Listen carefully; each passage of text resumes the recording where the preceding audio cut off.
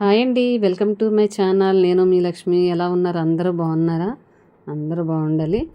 అలాగే మనం ఈరోజు చేయబోయే రెసిపీ చాలా ఆరోగ్యానికి ఆరోగ్యం, రుచికి రుచి ఉంటుందండి. అంత బాగుంటుంది. ఇది ఏంటి ఇంత కలర్ఫుల్గా ఉందని చూస్తున్నారా? ఏమి లేదండి, ఇది రవ్వతో చేసిన ఊతప్పం అండి.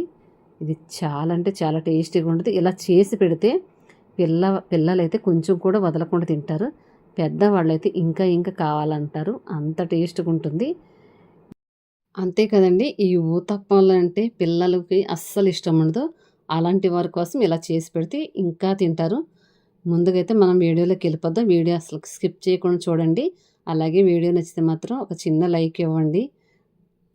ఇప్పుడైతే నేను ఒక మీడియం సైజు గ్లాస్ కూడా తీసుకున్నానండి. దీంతో ఒక గ్లాసు మినపప్పు అయితే ఎందులో పోసి నానబెట్టేసుకుంటున్నా. అలాగే ఇడ్లీ రవ్వ కూడా 2 గ్లాసులన్నర తీసుకుంటున్నానండి. ఒక గ్లాసు మినపప్పుకి 2 గ్లాసులన్నర ఇడ్లీ రవ్వ అయితే తీసుకోవాలి.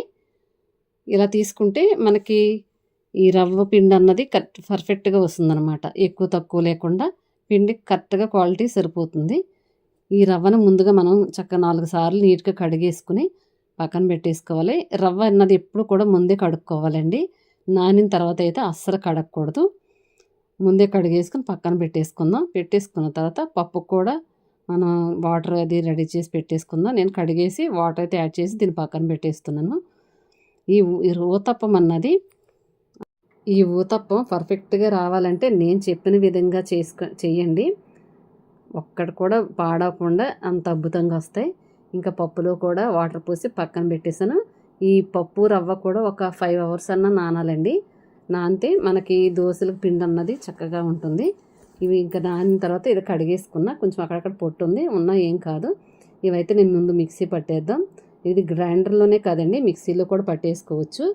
ఈ క్వాలిటీలో వస్తే సరిపోతుంది. పిండి రవ్వ కొంచెం బరగ్గా లేకుండా ఈ క్వాలిటీలో పట్టేసుకోవాలి.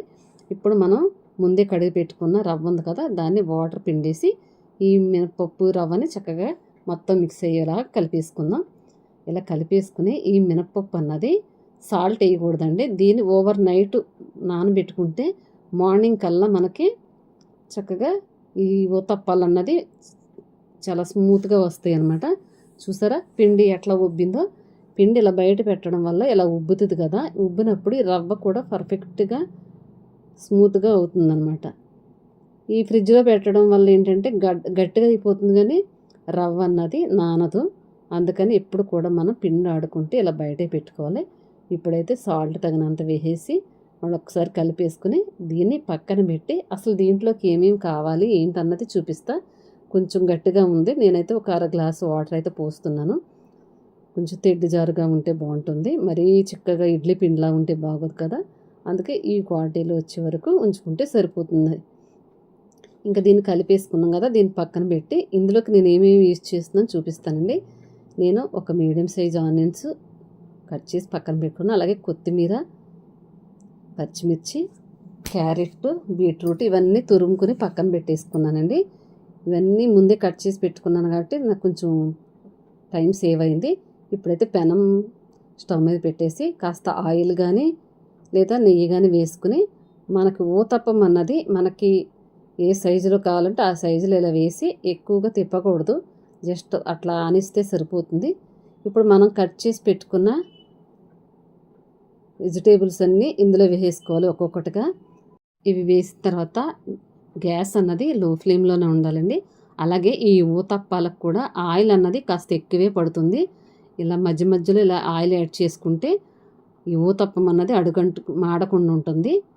మనం హై ఫ్లేమ్లో పెట్టడం వల్ల ఏంటంటే తొందరగా మాడిపోతుంది కానీ లోపల అన్నది పిండి అన్నది కుక్ అవ్వదు.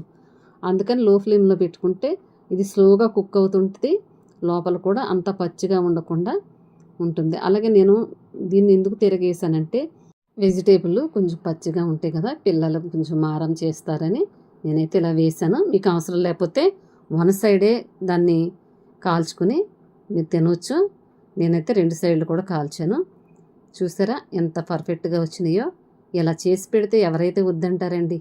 ఎంతకీ మీకు ఈ ఊతప్పాలు నచ్చినాయా? నచ్చితే మాత్రం మర్చిపోకుండా ఒక లైక్ చేయండి.